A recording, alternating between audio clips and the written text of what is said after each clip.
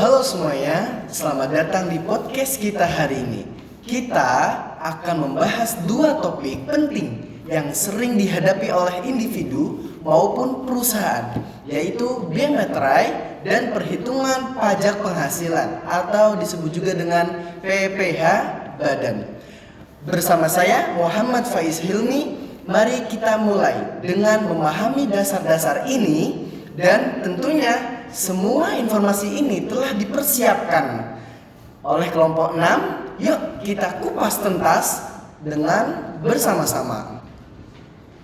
Oke, sebelum dimulai dengan penjelasan materi-materi tentang perpajakan antara lain bea materai dan pajak penghasilan, yakni aku mau kenalin teman-teman saya dalam satu kelompok dalam video ini, yakni ada teman saya bernama Yusuf dan ada juga yang bernama Yunia, ada juga yang bernama Dila, ada juga yang bernama Indri.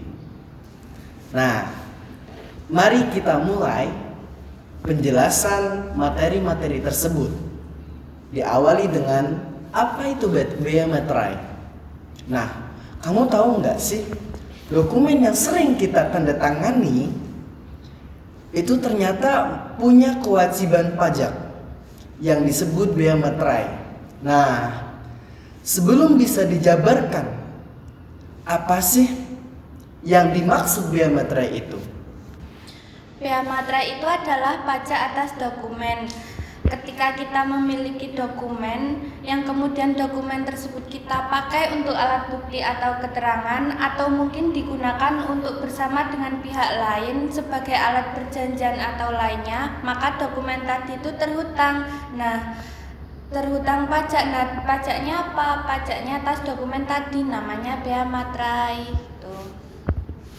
Oke, berarti biaya materai itu adalah pajak atas dokumen begitu ya? Oh iya, oke.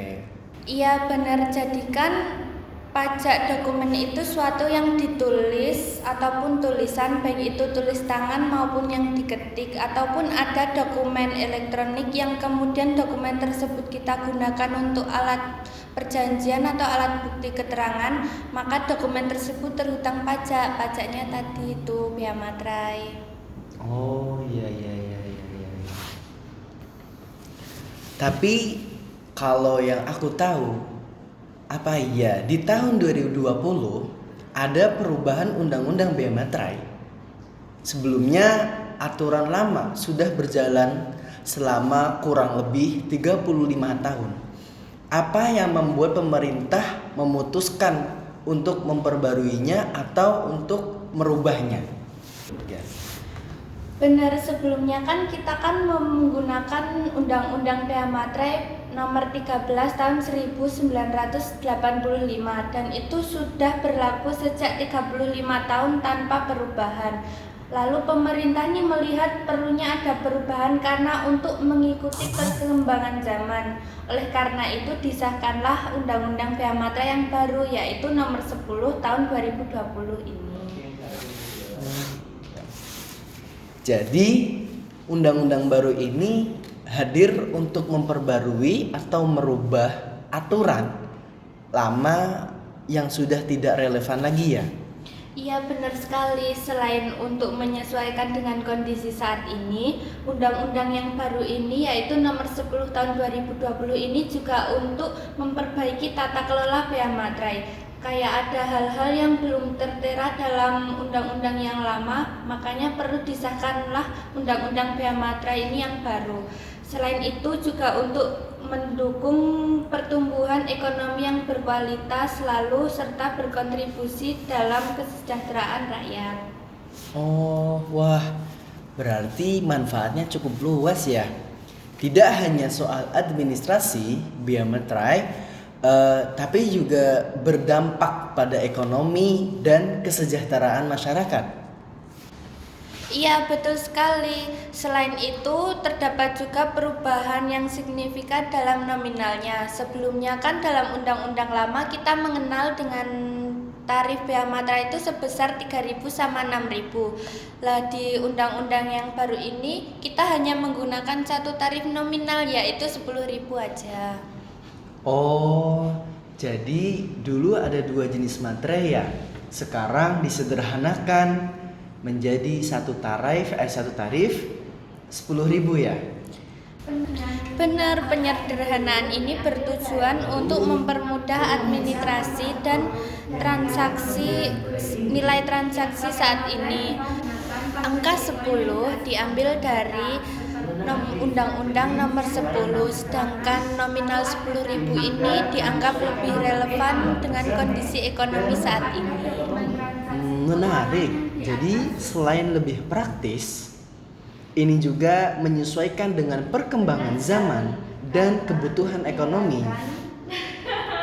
Tepat sekali, diharapkan dengan kebijakan ini tata kelola bea materai akan lebih efisien dan mendukung berbagai transaksi, termasuk dengan transaksi yang digital ya. Lalu, dokumen seperti apa yang dikenakan bea materai ini?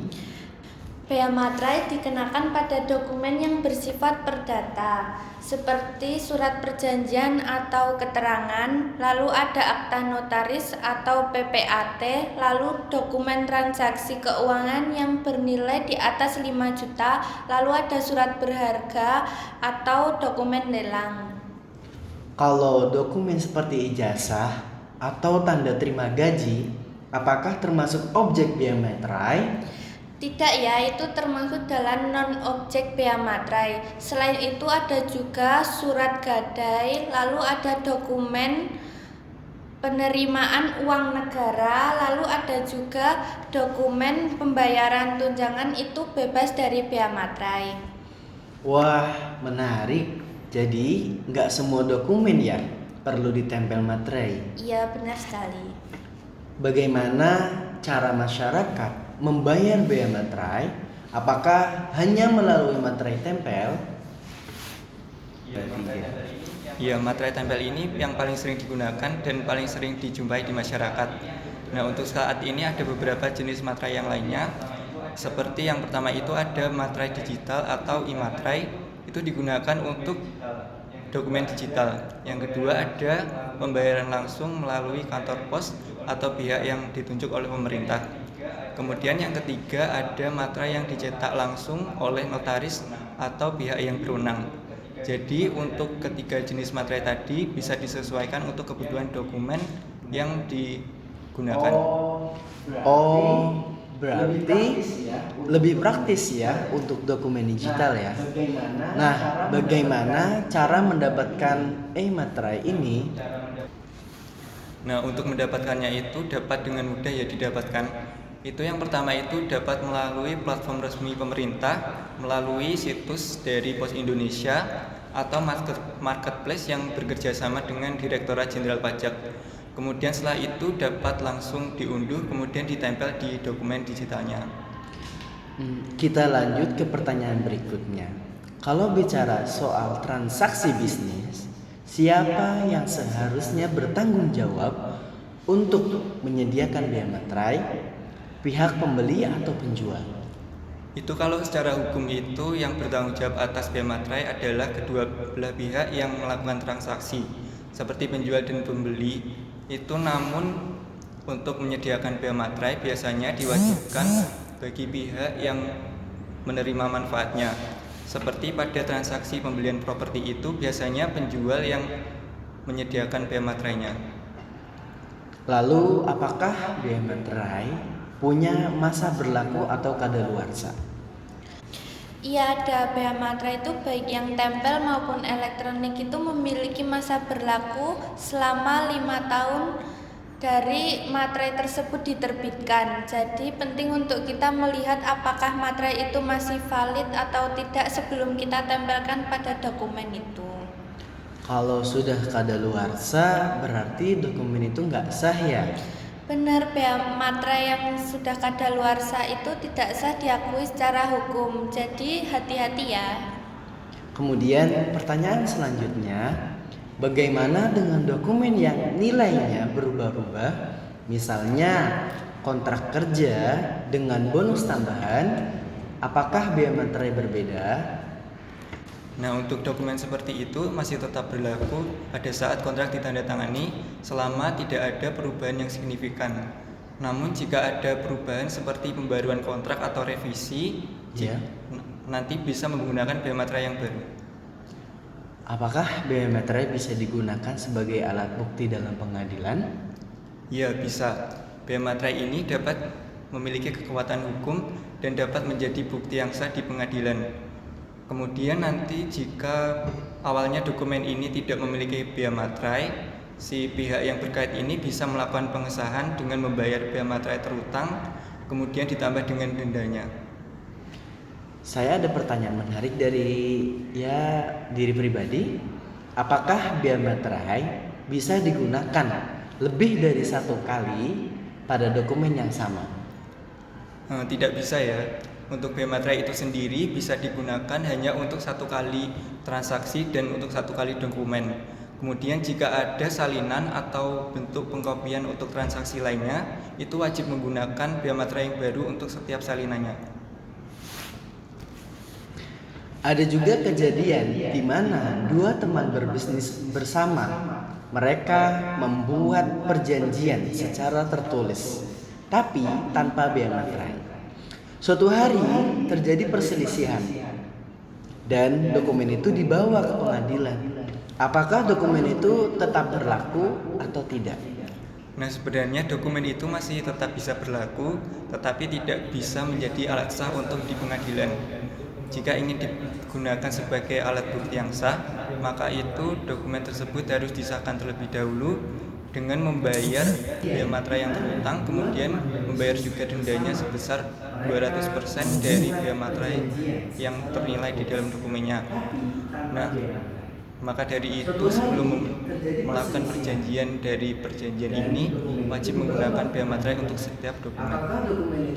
Jadi lebih baik sedia payung sebelum hujan ya? Ya, benar sekali, jangan anggap remeh biaya materai apalagi untuk masalah bisnis. Selanjutnya yakni tentang penjelasan yang kedua tentang penghasilan pajak. Ya, mungkin dengan perpindahan narasumber kita. Tadi kan sudah berkenalan dengan narasumber pertama dan kedua. Sekarang narasumber yang ketiga dan keempat akan menjelaskan tentang pajak penghasilan badan. Nah, dari bagian penyusutan dan amortisasi, menurut kamu apa sih yang dimaksud dengan penyusutan? Penyusutan itu pengalokasian biaya aset tetap terwujud. Contohnya itu seperti mesin ataupun kendaraan itu selama masa manfaatnya. Artinya nilai aset yang digunakan untuk operasi bisnis itu akan berkurang seiring waktu dan itu dicatat sebagai beban. Walah. Kalau amortisasi sama nggak dengan penyusutan? Amortisasi itu mirip, cuma ini berlakunya itu untuk aset tak terwujud. Contohnya itu seperti hak paten, lisensi ataupun goodwill, dan itu pun bedanya itu hanya pada jenis asetnya saja. Mengapa penyusutan dan amortisasi diperlukan? Untuk mencerminkan nilai aset yang sebenarnya dan juga mengakui beban secara sistematis dan mengurangi laba kena pajak. Oke, sekarang masuk bagian tarif pajak. Apa yang dimaksud dengan pajak?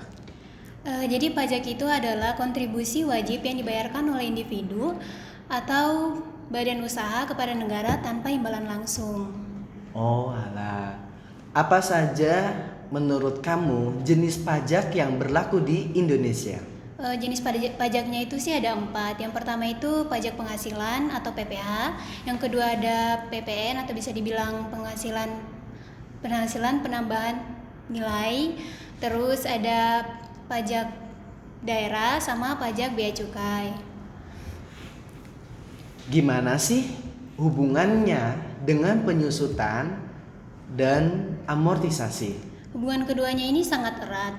Jadi beban penyusutan dan amortisasi itu akan mengurangi laba pajak. Nah, semakin besar bebannya, semakin kecil wajib pajaknya. berapa kemungkinan pajak penghasilan di negara kita Indonesia?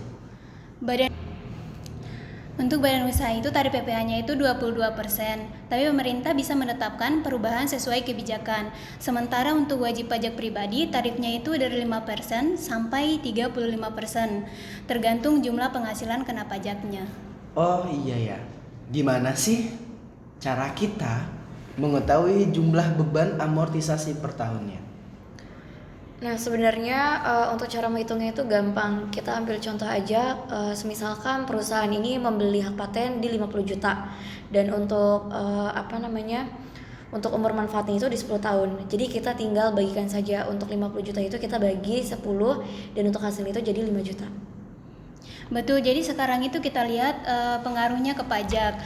Misalnya laba kena pajak sebelum amortisasi itu 500 juta, tetapi setelah dikurangi beban amortisasi jadinya 500 juta dikurangi 5 juta sama dengan 495 juta.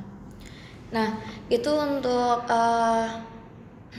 cara menghitung pajak yang harus dibayarkannya itu, kita ambil contoh aja untuk PPh-nya itu di 25%. Jadi nanti untuk hasil 459 juta itu kita kalikan 25%. Jadi nanti untuk hasilnya itu 123.750.000. Dan tadi untuk laba kena pajak sebelum amortisasinya itu 500 juta. Dan itu juga kita kalikan 25%. Jadi untuk hasilnya 125 juta. Nah, jadi selisih pajaknya itu bisa dihemat. Kayak jadi 125 dikurangi 123.750.000. Jadi hasilnya itu 1.250.000. Nah, jadi untuk kesimpulannya itu penyusutan dan amortisasi itu dapat membantu untuk mengurangi laba kena pajak dan perusahaan itu dapat juga membayar pajaknya jadi lebih sedikit. Oh, jadi gitu ya cara kerjanya. Menarik banget. Berarti strategi ini penting buat perusahaan ya? Ya, sangat penting. Oh, ini udah. Terus bagaimana cara optimalisasi penyusutan dan amortisasi untuk mengurangi pajak? Jadi caranya itu ada 3. Yang pertama itu pilih metode penyusutannya itu yang sesuai dengan kebutuhan bisnis. Misalnya metode saldo menurun kalau perusahaan ingin bebannya lebih besar di awal.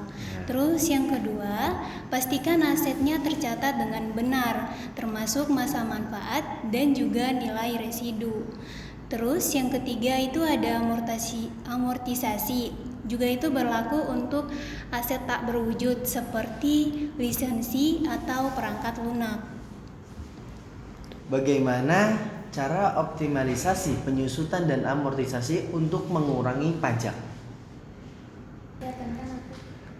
Coba kamu berikan satu contoh soal amortisasi dengan metode saldo menurun. Oke, untuk contohnya kita ambil contoh aja, perusahaan itu membeli hak patennya 100 juta dan untuk umur manfaatnya itu di 5 tahun dan kita menggunakan metode saldo menurun dengan tarif amortisasinya itu 40%. Nah, kita untuk cara menghitungnya itu untuk rumusnya beban amortisasi sama dengan itu 40% kita kalikan dengan 100 juta dari yang hak paten itu dan untuk jumlahnya itu jadi 40 juta dan untuk 100 juta itu kita kurangin dengan hasil beban amortisasi itu yang 40 juta. Jadi untuk jumlahnya itu 60 juta itu untuk amortisasi tahun pertama. Dan untuk yang tahun kedua itu cara perhitungannya juga sama. 40% kita kalikan dengan amortisasi tahun pertamanya itu di 60 juta. Sama dengan 24 juta dan itu juga kita kurangi lagi untuk 60 juta itu kita kurangin 24 juta dan untuk hasilnya itu di 36 juta. Oh, jadi dengan metode saldo menurun beban atau amortisasi lebih besar ya di awal dan makin kecil setiap tahunnya. Betul banget, dan ini juga cocok untuk perusahaan yang ingin membebankan biaya itu lebih besar di awal atau contohnya itu untuk mengurangi pajak itu lebih cepat. Jadi untuk kesimpulannya itu penyusutan dan amortisasi itu sangat membantu untuk mengurangi laba kena pajak. Jadi perusahaan itu bisa membayar pajaknya jadi lebih sedikit atau lebih murah. Walah, jadi banyak ya cara kerjanya. Terus ya menurutku ya tertarik juga gitu, menarik karena strategi tersebut itu sangat penting di dalam suatu perusahaan, apalagi bagi yang ingin tahu tentang materi pajak penghasilan. Ya, betul banget, itu sangat penting dan juga membantu perusahaan untuk mengetahui pajak yang akan dibayarkan. Baik, oke. Terima kasih teman-teman yang telah menjelaskan materi-materi tentang bea materai dan pajak penghasilan badan. Menurutku, sistem perpajakan tentang bea materai dan pajak penghasilan ini sangat penting di masa zaman sekarang. Karena apalagi yang sekarang itu apa-apa dokumen itu perlu menggunakan bea materai ketika kita telah bersetuju dengan entah perusahaan atau dan lain sebagainya. Kalau dari pajak penghasilan kita tahu tentang perhitungannya, tentang penghasilan orang tuh kayak mengetahui tentang laba dan laba bersih, laba kotor, kita tahu semuanya.